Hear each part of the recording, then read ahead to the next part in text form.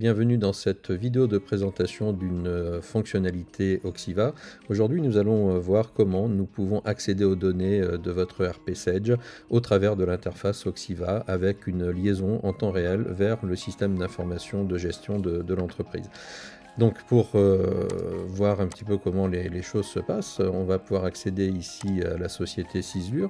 Lorsque l'on accède à la société Cislure, eh bien, nous voyons d'ores et déjà que sur la partie droite de l'écran, nous avons un graphique avec différentes données qui viennent s'afficher. Et nous avons ici la possibilité de venir sélectionner quelle base de données Sage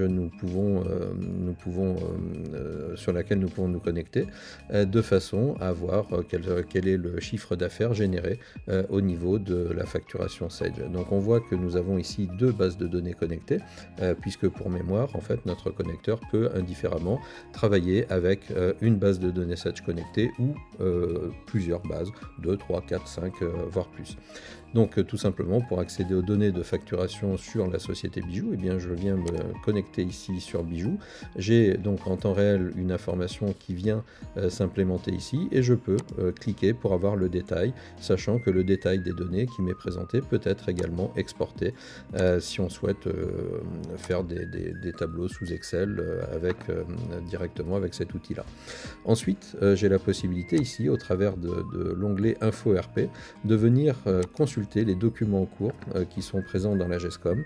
Donc là, on est bien sur les documents en cours, donc de la commande jusqu'à la facture non comptabilisée.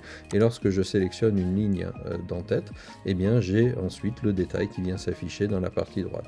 Alors l'objectif, c'est d'apporter une information au service commercial, aux commerciaux, à l'ADV, de façon à pouvoir accéder à ces données sans forcément avoir besoin de se connecter directement sur cette Sage. Et on voit donc qu'au travers du connecteur, eh bien, en temps réel, on a la possibilité d'accéder aux informations des différentes bases de données sur lesquelles nous sommes connectés.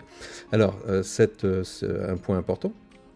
Ce sont les droits qui peuvent être associés, c'est-à-dire que en tant qu'utilisateur, je peux avoir le droit de me connecter sur une base ou sur l'ensemble des bases de données, et ensuite j'ai la possibilité de gérer les droits d'accès à l'information item par item. Nous allons aller regarder ici une facture comptabilisée par exemple. Donc là je peux sélectionner la facture et je retrouve l'information ici, le PDF tel qu'il a été enregistré dans la base de données Sage au moment de la fonctionnalité validée et imprimée. J'ai la possibilité également d'accéder aux abonnements, d'accéder aux documents attachés dans la fiche tiers. Je peux accéder également aux détails des statistiques articles, donc qu'est-ce que j'ai vendu à mon client et à quel moment, pour quelle quantité et à quel prix. Et la possibilité bien sûr de rechercher dans ces différentes fenêtres. J'ai un accès également en temps réel ici à mes échéances clients. Donc mes échéances clients avec le détail des factures, là encore, base de données par base de données, avec l'échéance, le nombre de jours de dépassement de cette échéance et la possibilité, encore une fois, ici d'accéder directement à la facture de façon à pouvoir l'envoyer à mon client si celui-ci n'a pas réceptionné la facture et se retrouve en retard de paiement. Et j'ai la possibilité également de venir accéder aux banques du client, aux conditions de règlement telles qu'elles ont été paramétrées dans Sage, et également aux informations perso qui sont ni plus ni moins que les informations libres de cette Sage. Et donc ici, bien, je vais avoir la possibilité de lire les informations qui peuvent m'être importantes dans le cadre de ma relation client, et je peux également, si j'en ai reçu les droits, modifier ces informations qui seront synchronisées directement ensuite avec la base de données au moment de l'enregistrement de l'information. Et donc là on voit que la synchronisation s'est faite, puisque j'ai un petit signe vert ici qui me dit que l'enregistrement et la liaison s'est bien passé. J'ai ensuite la possibilité, toujours d'accéder aux données Sage au travers du module de reporting. Et si je prends ici, par exemple, les statistiques de vente GESCOM par famille et par client, eh bien, je vois que je retrouve en fait un tableau croisé dans lequel j'ai les informations qui proviennent de la GESCOM Sage. Et ensuite, j'ai la possibilité, bien tout à l'heure, nous étions sur Cislure avec un total de vente sur 2019 qui était de 10 19 240 €, eh bien j'ai la possibilité également ici de venir voir le détail de ces données-là, sachant que la fonctionnalité de zoom est entièrement paramétrable, hein, puisque l'ensemble des états auxquels vous avez accès au niveau d'Oxiva sont des éléments que vous pouvez paramétrer à souhait en fonction de vos besoins. Et dessous, je retrouve un graphique qui représente les données qui sont calculées et importées dans la partie supérieure. Alors, s'agissant de ce graphique, j'ai la possibilité de venir implémenter au niveau de mon écran d'accueil, alors je peux dupliquer ici un OxyJet.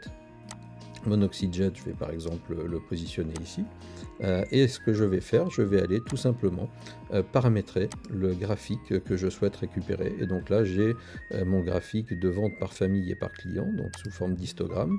Je vais le valider et je retrouve en fait ici les informations telles qu'elles sont calculées par le module de reporting. Et ces informations vont se mettre à jour systématiquement à chaque fois que je vais recharger ma page d'accueil, à chaque fois que je vais revenir sur l'accueil, eh bien j'aurai ce graphique qui sera mis à jour.